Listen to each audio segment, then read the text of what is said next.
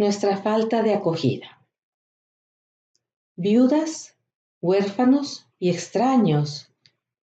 Eso es un código en las Escrituras para los tres grupos más vulnerables dentro de una sociedad en un momento dado. Y tanto los grandes profetas judíos como Jesús nos aseguran que en última instancia seremos juzgados por la forma en que los tratamos mientras estábamos vivos. Es interesante ver a cualquier libro en la Biblia hacer esta pregunta. ¿Qué fue lo que consideró el autor de ese libro como la esencia misma de la religión? Obtendrás diferentes respuestas.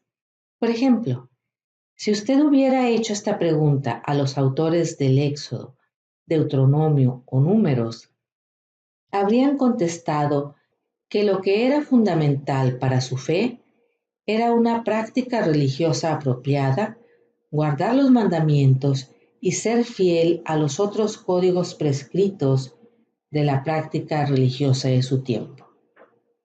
Sin embargo, cuando llegaron los grandes profetas, Isaías, Jeremías, Ezequiel y Joel, pintaron un cuadro diferente. Para ellos, la verdadera religiosidad no se identificaba simplemente con la fidelidad a la práctica religiosa. Fue juzgado más bien por cómo se trataba a los pobres. Para ellos, la calidad de su fe debe ser fundada por la calidad de la justicia en la tierra, y la calidad de la justicia en la tierra siempre se debe de juzgar por el modo en cómo actúas con las viudas, los huérfanos y los extraños mientras estás vivo. Para los profetas, la práctica de la justicia tenía prioridad sobre una apropiada pertenencia religiosa y la fidelidad a la práctica religiosa. Vemos numerosos dichos de los profetas que nos advierten que lo que Dios quiere de nosotros no es sacrificios en los altares, sino salarios justos para los pobres, no la recitación de oraciones prescritas, sino justicia para las viudas, y no el honor de festivales religiosos, sino el dar hospitalidad a los extraños. Debe notarse, por supuesto, que después de los profetas tenemos las grandes figuras de sabiduría en la historia judía. Para ellos, la esencia de la religión no era una práctica religiosa fiel ni un simple acercamiento a los pobres, sino un corazón sabio y compasivo, a través del cual usted sería fiel a una práctica religiosa adecuada y al acercamiento a los pobres. Esta es la tradición que Jesús hereda. ¿Qué hace Él con eso? Él ratifica a los tres. Para Jesús, una verdadera religiosidad exige todo esto: práctica religiosa fiel, acercamiento a los pobres y un corazón sabio y compasivo. Para Jesús, no eliges entre estos, los haces todos.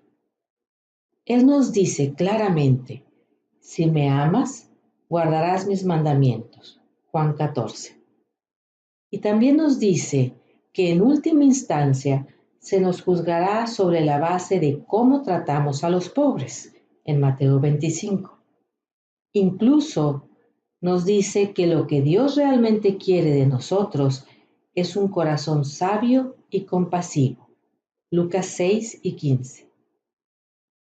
Para Jesús, somos verdaderos discípulos cuando tenemos corazones compasivos, con los cuales guardamos los mandamientos, adoramos humildemente a Dios y consideramos prioridad religiosa el llegar a los grupos más vulnerables de nuestra sociedad.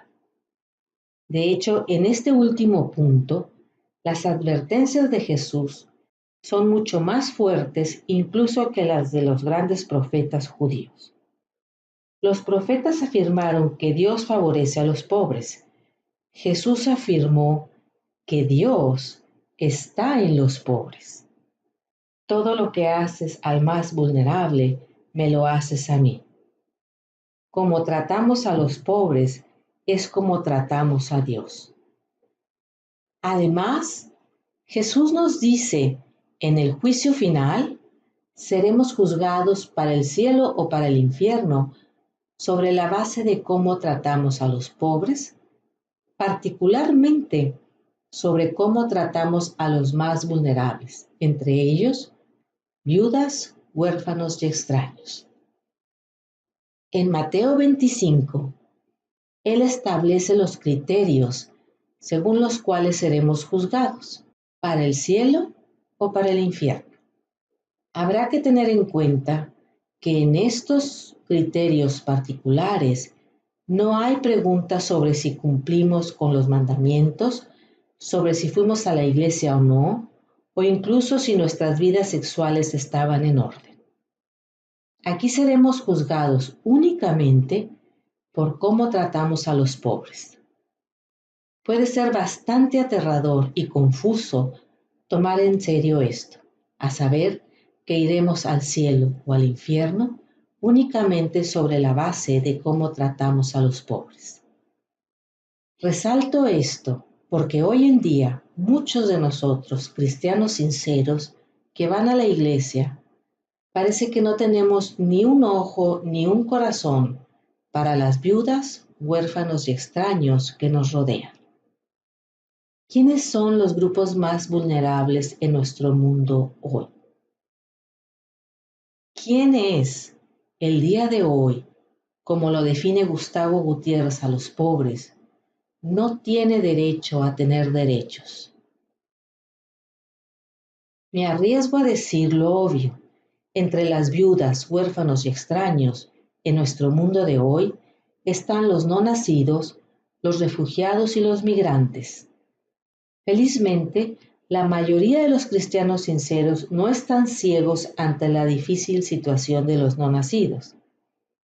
Menos felizmente, muchos de nosotros estamos religiosamente ciegos ante la difícil situación de millones de refugiados que buscan a alguien que les dé la bienvenida.